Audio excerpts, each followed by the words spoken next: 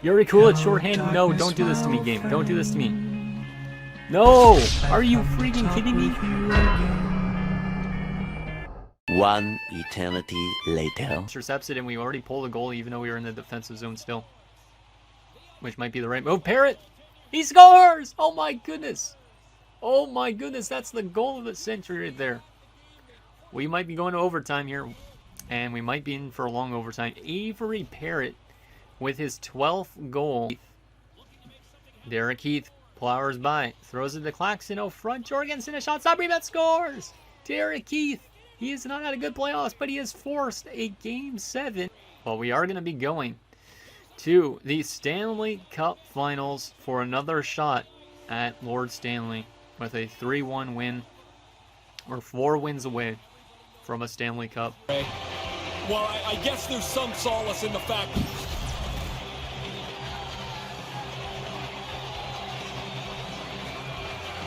Here comes Cap to collect the cup. And for the very first time, you can only imagine the emotion coursing through him. He'll have the cup just like in his dreams. He made plays right throughout the playoffs. Now someone's making a play to him, handing him the cup, Ray. If you've played or you were a fan, you've dreamed of this moment, and he's realized his dream. Every kid wins the Stanley Cup every day in their backyard. Now you actually get to live that dream for real. Man, I'm so envious. Ray, the guys were wearing those T-shirts at the start of the postseason. No passengers. Case in point, another key contributor right here. Well, there are people that make huge contributions and others that just have a small bit part. But when they look to you to contribute, you have to answer the bell. You're in the picture because you contributed somehow.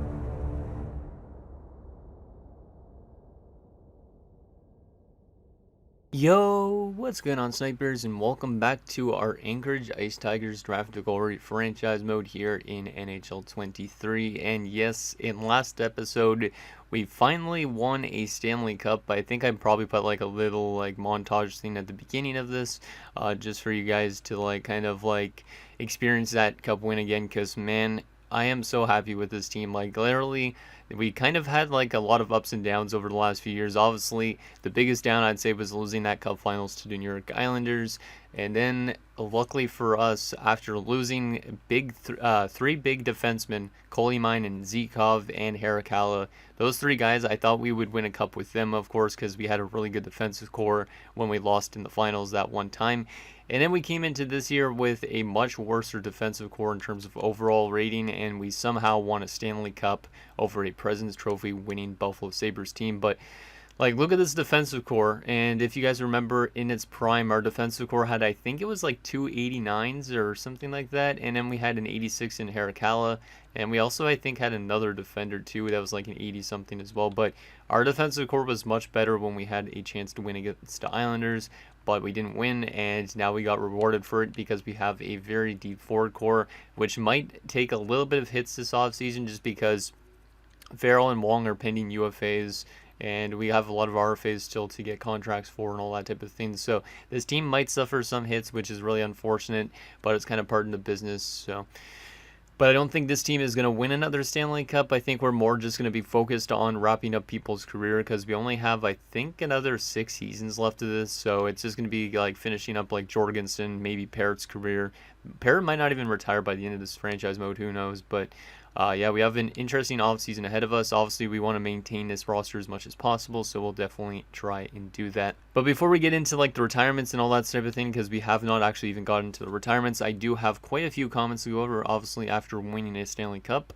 So the first one is from Aguero. He says, I knew it would happen. It's been a really rough ride, but it makes just makes victory that much sweeter, which is true. The pain of that Yuri Kulich goal in overtime is definitely the one thing that I just like, if he didn't score, if we scored in overtime, we could have been a 2-time Stanley Cup champion over the last few years, but unfortunately we let in that goal, and then we just like literally got pooped on in game 7 of that series. So unfortunately we didn't win a Stanley Cup there, but at least we got one now. Next comment is from Brahul B, who says Aiden Tays has been absolutely lights out in the finals. Let's go. And then also I said that I didn't expect him to really be the guy to like lead us to a Stanley Cup, considering he was a 4th round pick that was only 50 overall and a fringe starter. And Rahul's like, you gotta love it though when you draft a guy with a low overall and a decent potential, and he turns out to be clutch when it matters the most and steals some of the games for the team. Yeah, Aiden Tays was probably, I'd say, our best player in the playoffs other than Parrott, because Parrott was really good in terms of the offensive level. But look at these numbers from Aiden Tays. I just can't even ask him much more. Like, we're definitely, I think, going to try and re-sign him. And I was talking in the Discord with some of the guys, and some of the guys were like, you know what, maybe we should probably, like, fire Koskinen into the sun because he's not that great, because Aiden Tays, literally his numbers in the playoffs this year were really, really good. So I think bringing back Aiden Tays obviously would make sense for this team. And, yeah, he's probably one of the most underrated goalies we've ever had in a franchise mode. Next comment is from Christopher Davis, who says, you did it. You had to pull off the Scott Pilgrim route and face all your exes, former players, to finally achieve glory. Which is true. Like, I honestly didn't even remember the synopsis of Scott Pilgrim versus the World, but yeah, that's kind of funny because, like, yeah, we faced, in the first round, we faced Bickle. Let me actually take a look. Who did we also play in the playoffs? Because I honestly, it's been 12 days since I recorded an episode for this series, so forgive me if my brain is a little bit scattered. So, yeah, so we basically took on, Bickle in the first round when he was with the Dallas Stars. Then we took on Zikov at the Kraken. And then in Colorado, we took on Farrell. And in the finals, I can't remember who was on Buffalo, but there was probably a former player. I think it was like Pusher or something like that. No, not Pusher. I don't remember his name. But we definitely faced, I think, a former player on Buffalo. If not, then it was only for the first 3 rounds, and then we just beat Buffalo. But yeah, it was pretty interesting route for us to get to that Stanley Cup. Next comment is from Hockey Guy 88. It's just some celebration emojis and a champagne bottle. Cheers to all you.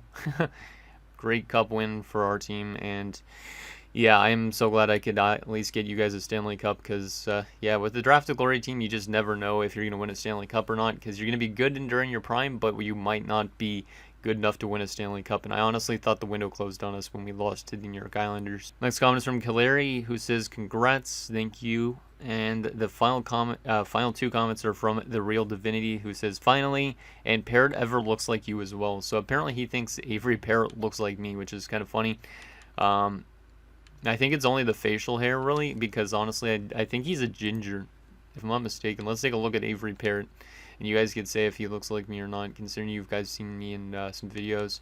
Yeah, I think it's literally just the facial hair, because yeah, he's got like strawberry blonde hair, I think it is, or he might have red hair or orange hair. But yeah, it might be just the facial hairstyle, to be honest. There you go.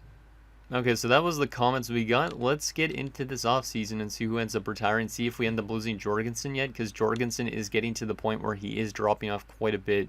So I am hoping that he ends up retiring in a few years because of the fact that he's making a lot of money. But obviously it will suck too, because he was our first ever pick in this team's history. So yeah, let's sim up to these retirements and see what we got here. So Calgary's got the first overall pick, followed by Philadelphia, Vancouver, Edmonton, and Minnesota for your top 5. And it's a franchise level player in this year's draft, so Calgary's going to get a franchise player, I think, if I remember right. So retired player wise, yeah, we didn't lose anybody, but some pretty big names retiring. DeBrincat, Nylander, Robertson, Stützle retires already at 36. Goddamn. Yeah, some pretty solid players retiring in this retirement class. Wow, an EA generated guy already retired that came from the first round in 2023. This guy was only 33 years old and he retires with 422 points. So yeah, we're into that period where EA generated guys are going to start retiring. It's kind of crazy, but we're that late into this series. I think I might want to do a live stream to wrap up this entire series, but then again, I don't know what my schedule is looking like. Like, I might not be able to do a live stream to wrap up the series, but hopefully we could have a really good finale episode to wrap this up, just like Houston and all that type of thing. So there you go. There's retirements. Coach retirement wise, obviously, yeah, we didn't lose anybody, which is good because we have Joe Thornton as our head coach. He also won a Stanley Cup. Forgot to mention that. Winning his first Stanley Cup probably ever, because I don't think he won one before he retired in this franchise mode. So, okay, let's get into this draft. See what this draft is all about. I think I did have a few players pinned, but I really don't care what we're drafting almost at this stage, because a lot of these guys aren't going to be able to make this team by the end of the series, but some of them might for like the last 1 year or 2 years. But obviously we have the 32nd overall pick here in this first round, or 33rd overall pick. I forgot because we're the 33rd team. So yeah, we'll see what we're going to be able to get late in this round.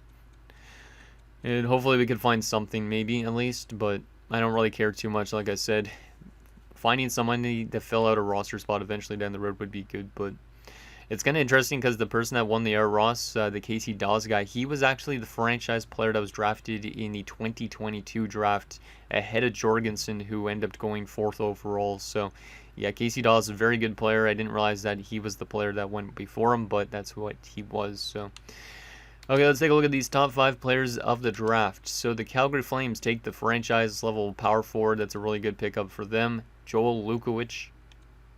Yeah, this guy is looking really good. Good shooting, solid physical as well. Pretty balanced offensively and defensively. Like, he's pretty much just built all around. Really good skating as well for this guy, considering he's 6'4", 206. And yeah, he's got big rig, crease crasher. Yeah, that guy is going to be a really good stud player for the Calgary Flames. Like, if we didn't win the Stanley Cup this year, I was hoping that we'd be like a really bad team and maybe we'd have a chance to take that guy. But, oh well. We won a Stanley Cup, and a Stanley Cup is definitely more worthwhile. Philadelphia takes Alexander Cote. So probably some guy from the QMJHL. Sniper, really good shooting. Solid offensive awareness. Obviously, that needs to get a little bit better before he can start scoring quite a bit, I think.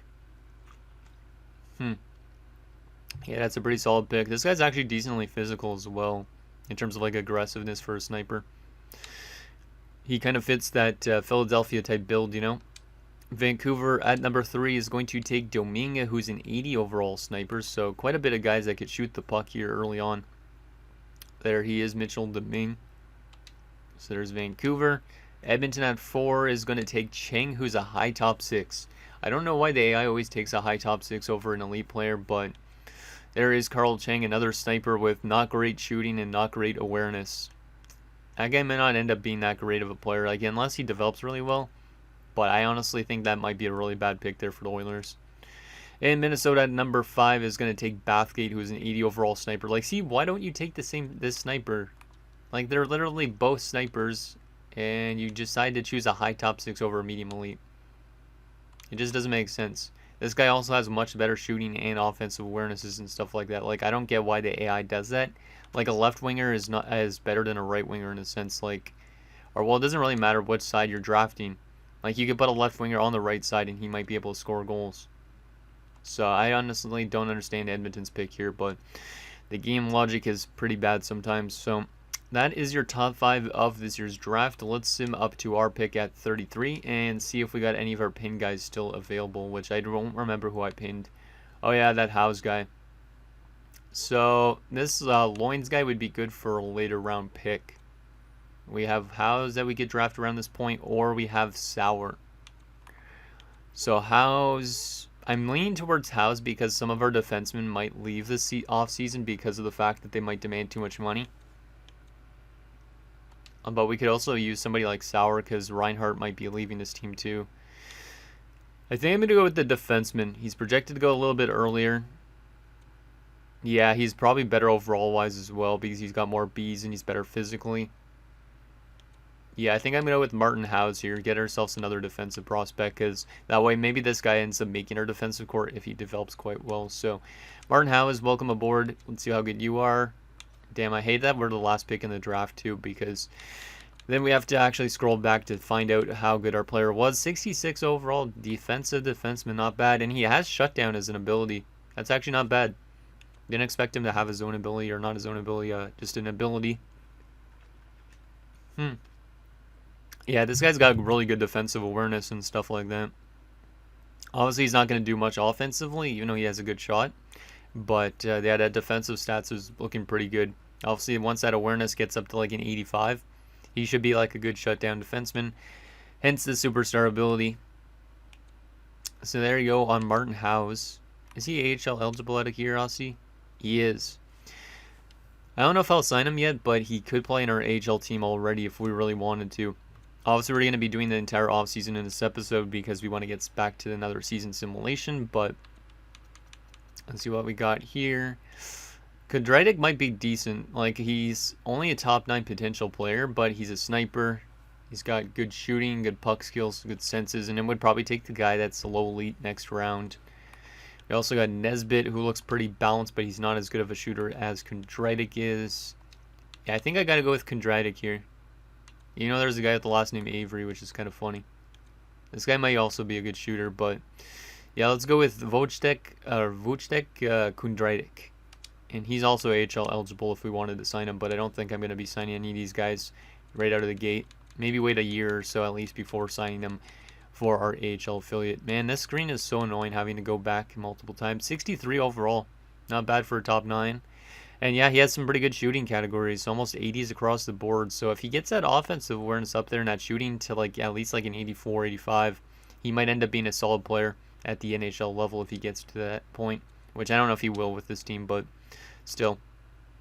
Now we'll take the low elite here since he's supposed to go around our pick here at 99th overall. Wade Loynes. Might be a bit of a project low elite, but who knows, maybe he could shoot up an overall within 1 or 2 years and be on a roster soon too.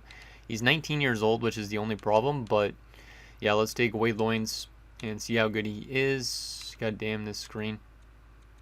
So annoying having to go back. Like, EA, you need to literally make stuff more user-friendly. Holy crap, a high elite goalie went in the 3rd round. Wow. Victor Fedoruk. Son of Todd Fedoruk, which means he's probably going to fight people. Damn. Didn't realize there was a high elite. Low elite 55, not bad. Yeah, he's definitely a project type player, but if he develops well enough, he could end up being solid for us down the road. Let's move to our next pick at 132. We're not going to take a look at what these guys end up being until, I guess, when we go to the resign stage. Just because I hate having to go back so much. This guy's 20 years old already, so no thanks. Yeah, this draft class is definitely dropping off a lot. We could honestly just take a backup goalie. I mean, he looks like good overall wise. 3 years out too. You know what? We're going to take this backup goaltender. Why not? Alexei Punovs, and I will see how good he is since he actually has a decent ETA for a backup. Hopefully my Elgato doesn't randomly freeze during this video, because if it does, obviously you guys are going to make a good chunk of stuff, and I'm not going to know if it freezes or not. But here you go. Alexei Punovs. 65 overall, medium backup, not bad. It's solid overall to start off with for a backup. Because, I mean, remember, Taze was a 50 overall fringe starter. So, anything's possible with some of these picks. Low top 9 power forward. He's 19. Yeah, this draft class is really not that great. After the first round or so, it's definitely dipped off. I think I'm going to auto-sim the rest of the draft because I honestly, a lot of these guys that we're going to be drafting at this point aren't going to make it. So let's just auto-sim the rest of this draft. See what our team got us. So after Punovs, we got Colborn, Kachuk, and Franzen. So we'll definitely take a look at how good those guys are. Let's get to this re-sign stage. This is the most important thing this offseason. Joe Thornton actually needs a new contract. I didn't even realize that. Damn. Joe Thornton, you're going to get all the money as the head coach. You won us a Stanley Cup. You've been a beast for this team as a head coach. So I'm just going to give you as much money as I feel like it, which I'm going to give you to like 3.5. I didn't realize his contract was already up because I thought I signed him literally like a season ago, but it's been, I guess, multiple seasons. So there you go, Joe. And AHL head coach wise, I guess I'll bring back this AHL head coach. Just give him some more money as well. There you go. But, yeah, Joe Thornton's been a fantastic coach for this team. That's one thing I want to highlight. I haven't actually taken really a look at his stats, but... Oh, that's why. Okay. That's why. He was 2 years with another team, and he... Oh, we only signed him to a 2-year deal, maybe. Yeah, that was his first time, I guess, head coaching in the NHL since when? Ever. Wow. He started off in the AHL for quite a long time. Then he coaches here for 36-37. Has a winning record. And obviously goes 11-9 in the playoffs, which is pretty good. Then his second season as a head coach, he wins a Stanley Cup with a fantastic season. So yeah, you can't ask much more of Joe Thornton. And yeah, hopefully he comes back as a head coach again next season, or else I'm going to have to try and get him back in the free agent market as a coach. So there you go. And we'll get back to some of scouts, because obviously I'm not really caring too much about the draft for here on out.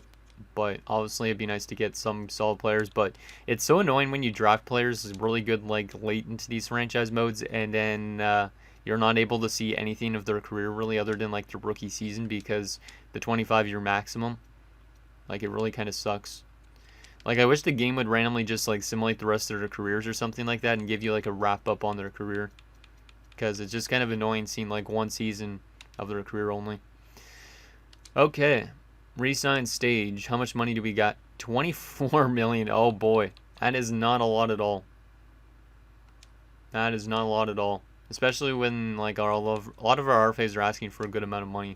I'm gonna have to qualify all of our RFAs, because there's no way I could give them exactly what they want. But I think we're definitely losing Farrell. I think we're losing Wong as well, just because of just because of the amount of cap space we got. Like, a lot of these RFAs are going to take up a good chunk of money.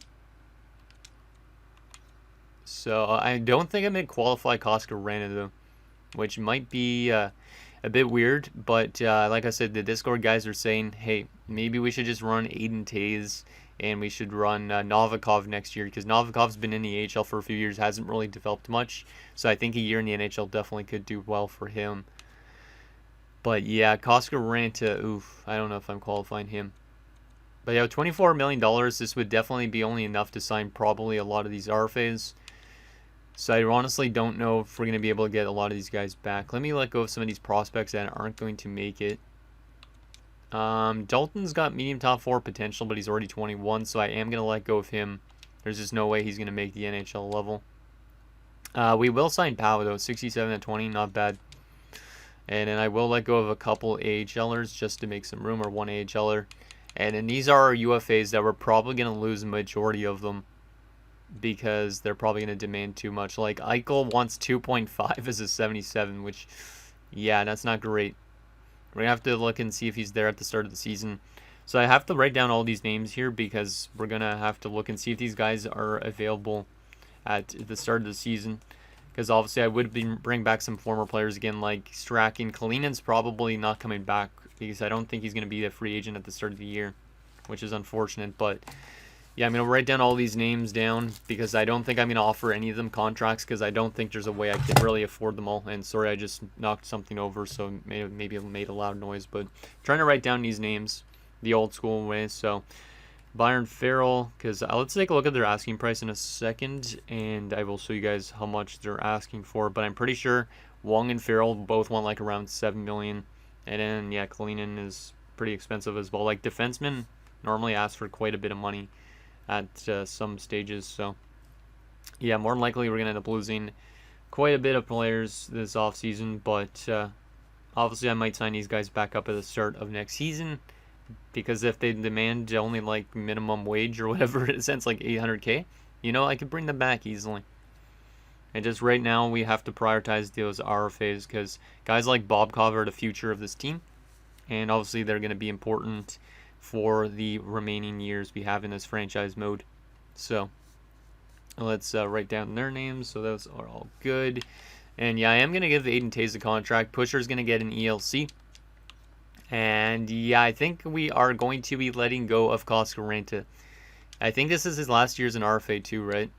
No, he's got like 2 years left as an RFA, but yeah, I don't think I'm ever going to sign him for $6 million plus. So yeah, Kari Koskinen, I know you're an RFA and we have your rights, but you are going to free agency. You're the first guy that's going to leave this team after the Stanley Cup win. So best of luck in free agency there, man. It's just because with guys like Pusher coming even into the AHL, that's going to start to push him out literally. And I would rather give Tays a chance, because Tays has just turned out to be almost like a channel legend in a sense, based on his play when we won the Stanley Cup. So yeah, Aiden Tays, you're going to come back for 1 year, maybe even 2 years. Yeah, you know what? You got to live out the rest of your career with this team. So 2 years at $2.0 million. Hopefully he accepts that. And then him and Novikov, who is still in the AHL. Oh, there he is. Novikov is a 77. So we'll be having a worse goaltending tandem, but I think it's going to be good for our team in a sense, just to get Novikov into the NHL because he should be here already. And then, yeah, these guys, like I said, 6.2 is not actually as bad as I thought, but you add like 6 million, 4.4, we might be able to get like Wong back. That's 10 million already. Yeah, I'm not forwarding Kalina at 7. There's no way. Reinhardt at 2 is not terrible. Strachan, what do you want? 6? No, yeah, there's no way I'm getting the defenders back because their asking prices are too bad. So, yeah, Eichel, Strachan, and Kalinin, we're going to have to let all 3 of them walk for now. So, best of luck, guys, in free agency. And hopefully you're still there at the start of next season because I wouldn't mind bringing some of you back. Yeah, that one's kind of tough because now our defensive core is definitely going to be a lot worse next season. But, I mean, hopefully they're still there at the start of next season. At least Eichel should be. Not sure on, like, the other 2. But maybe there'll be other former players in free agency that we could afford at that point, too. And yeah, $24 million to get back basically. Bobkov's going to take like maybe $4 million. Denny's going to take maybe around that. Bouwmeester's going to take around that. LaRose might. So for the 4, 8, 12, 16, we might have like around $8 million to spend on these RFAs. So I think I'm leaning towards bringing back Wong and not Farrell. And then maybe bringing back Reinhardt. Yeah, I think I'm going to bring back Wong and Reinhardt. And then Byron Farrell's gone, unfortunately. But that's the way of the business. So let's go down to what his minimum price is first, just so we can see if we can get these guys for as low as possible. And then Reinhardt, he's a solid 4th liner for his production and all that. So we'll see those guys accepted. And yeah, Farrell's likely gone. So let's advance the day, see if we get these guys. Thornton's back as the head coach. Let's go. That's good.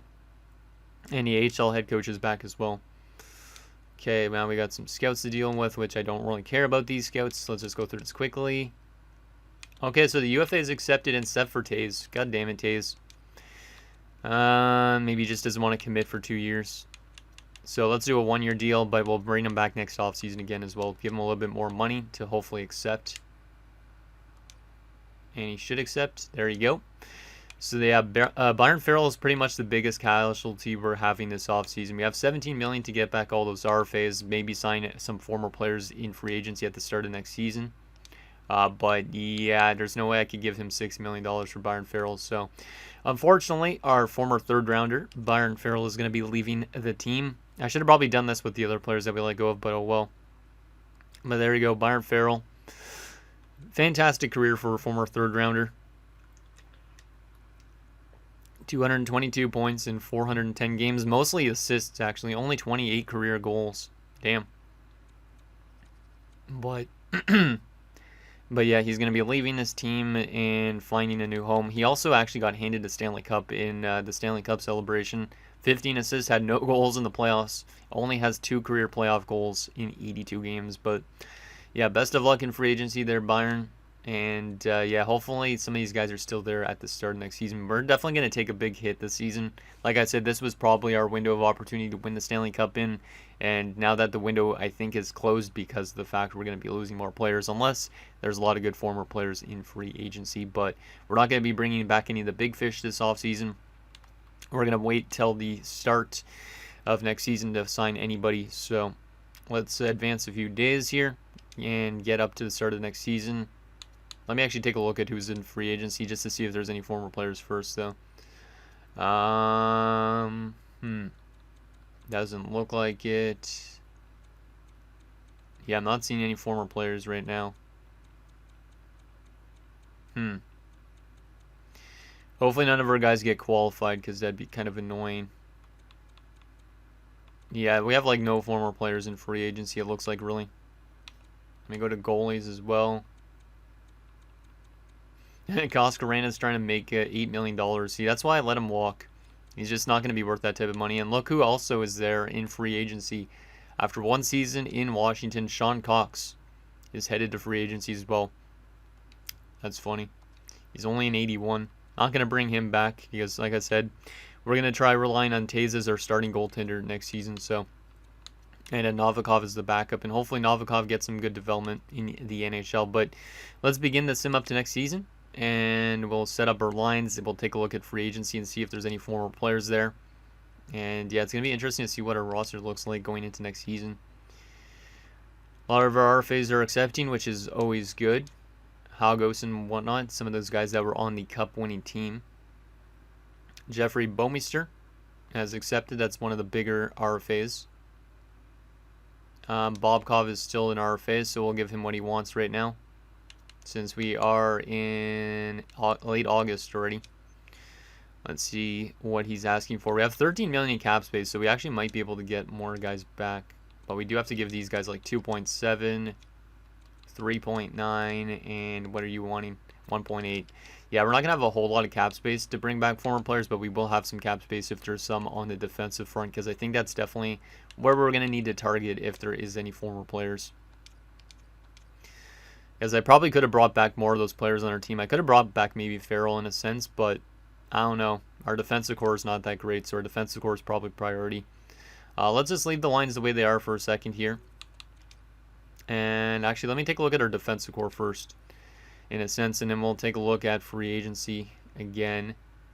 Yeah, our defensive core definitely needs some more help here, because we're running some 74s and a 71, who actually was the best defenseman in the AHL last year. So, I mean, we could pretty much just meme our defensive core, because I don't really care on winning more Stanley Cups. But let's see what we got for former players still in free agency on the defensive front. See if there's anybody still here.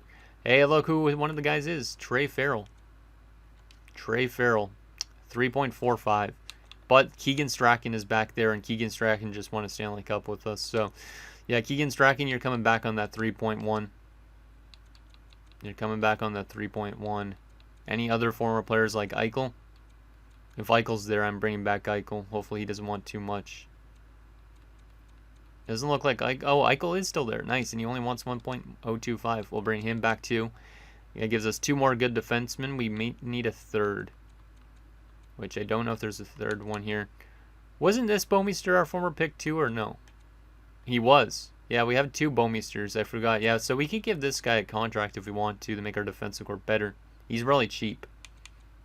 So I might go down and get him, because I don't think I could afford both Farrell, Strachan, and him. Because that would be 6.575. Actually, I might be able to afford all 3 of those guys. Might be able to bring back Farrell as well. 6.575. Eichel was making a 1 million, so 7.1. Yeah, we could afford all 3 of them, and we'd be in the cap limit. So we're gonna bring back Farrell as well, which means we're gonna be right up against the cap, but our defensive core is going to be still somewhat solid. So let's just give all those former players some contracts. Not going to bring back former players on the offensive front, because our offensive core should be still decent enough. Unless some people want 2-way contracts, there's no way I'm going to be able to afford it anyways. Like Walzer is there. Does he want a 2-way though? He does want a 2-way. I don't think I really need him though. Yeah, I don't think I'm going to bring back anybody else. Let's advance a few more days just to get those guys into our roster on the defensive core. And we'll adjust our lineup and see what we're looking like going into next season, which hopefully looks pretty solid. The Strachan, Eichel, and Farrell are all back in Anchorage. Farrell obviously lost to us in the conference finals last year when he was a member of the Colorado Avalanche. So Ackers, Savonin, and Frank, you're going to get sent down. Farrell, Strachan, and Eichel, you're going to get called up. There we go on that front. Let's just go best NHL lines and set up our lineup. I don't know why best line splits paired always on the 3rd line. That's ridiculous. Like EA, you need to fix that shit. That's ridiculous as hell. Okay, so back to our normal top line. We'll go back to Jorgensen on that 2nd line. It's kind of a little bit bad in a sense because we lost Farrell, our center depth, but it's still solid. Bobkov is listed actually as a 2nd liner, so I feel like I should give him a shot up there. He might get a lot of power play time at least or something like that. Who's good at faceoffs here? LaRose is a decent centerman. Whoever this Vehico guy is. Wow, low top 6 developed to a 78. Okay. We have some guy that randomly made it, and I didn't even remember about this dude. I wonder if I actually picked him or I just... or if the AI auto picked him, because I honestly don't remember drafting this guy, but maybe I did. Low top 6, making it at 22. I like it. And then Stanley Burns, who was on the Stanley Cup winning team technically, is going to get a chance to play in the NHL. Interesting. Yeah, it's not too bad. Yeah, I guess we'll run with LaRose at center since he's the best centerman for that third line. And then defensively, we are going to readjust this defensive core a little bit here. Just again, make the chemistry a little bit better. Yeah, something like this could work out, I think. Yeah, we'll go with that. And Novikov actually jumped to an 80, so that's nice. So he actually might end up being a starter over Taves, but our team looks pretty good. I don't like scratching Hagos and Sabrin. So unfortunately, I am going to send down... that one guy. Let's put Sabrin in. Lucic isn't technically ready yet. One more year in the AHL should do it. And then I could put Hagos in the lineup over Vihico. And then you leave Vihico in the AHL for one more year. Yeah, I think I'm going to do that, to be honest. I think the guys that were on our cup winning team are more important at the moment. So Lucic, Burns actually, and Vihico are all going to get sent down for now. Just so they at least get some playing time in the AHL. Lucic, Burns, and not Eichel, and Vihico. Sounds like vehicle for some reason. I think that's how it's pronounced. Probably mispronouncing it since I'm not finished, but let's just go best lines in the AHL. Make sure nobody is important is scratched. Lapalainen, that's not anybody important. Actually, I didn't go to even our unsigned guys in the offseason. Oh boy. Oh well. We technically don't need to sign any of them, I don't think, just yet. So, but that's going to be our forward core going into the season. Only 1+5 chemistry on one line. Yeah, Bobkov's going to be on the second power play. Okay. Yeah, I'll let our team still set up like this. I don't know why our second unit has bad chemistry, but oh well. Penalty kill has good chemistry, it looks like, all around. Except for a couple units. Yeah, I think our team's going to look pretty good. Obviously, if Jorgensen continues to drop off, Bobkov will go into the top 6, so I think. So anyways, guys, that's going to do it for this episode of our Anchorage Ice Tigers Draft to Glory franchise mode. So next episode, we'll simulate the entire season. Likely there's a chance I'll pre-record the entire season again just because I am very excited just to see what this team does always, and I want to wrap up the series kind of as soon as possible. So I'm going to link down below, and I'll see you guys next time.